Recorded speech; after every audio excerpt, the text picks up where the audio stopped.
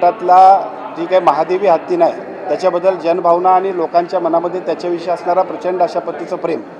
या सगळ्या गोष्टींची तात्काळ दखल घेऊन मुख्यमंत्र्यांनी आज बैठक बोलवली आहे।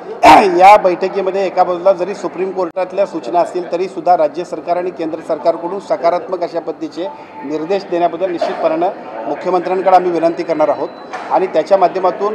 ही महादेवी हत्ती जी आहे ती नांदणी मठाला परत मिळावी यासाठी जे काही प्रयत्न करण्यासाठी जनमानसाची भावना आहे त्या जनमानसेच्या भावनेला सुद्धा सरकार सकारात्मक अशा पद्धतीचा प्रतिसाद देईल अशा पद्धतीचा विश्वास मी व्यक्त करतो।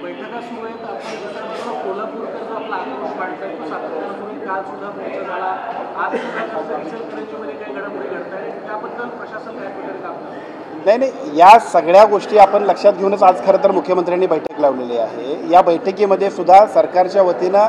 या सगळ्या प्रश्नाला योग्य पद्धतीनं सोडवण्यासाठी जे काही प्रयत्न करायला पाहिजे ते करण्यासाठीच आजची बैठक आहे आणि मला वाटतं बैठक झाल्यानंतर त्याच्यामधून अधिक स्पष्टता येईल।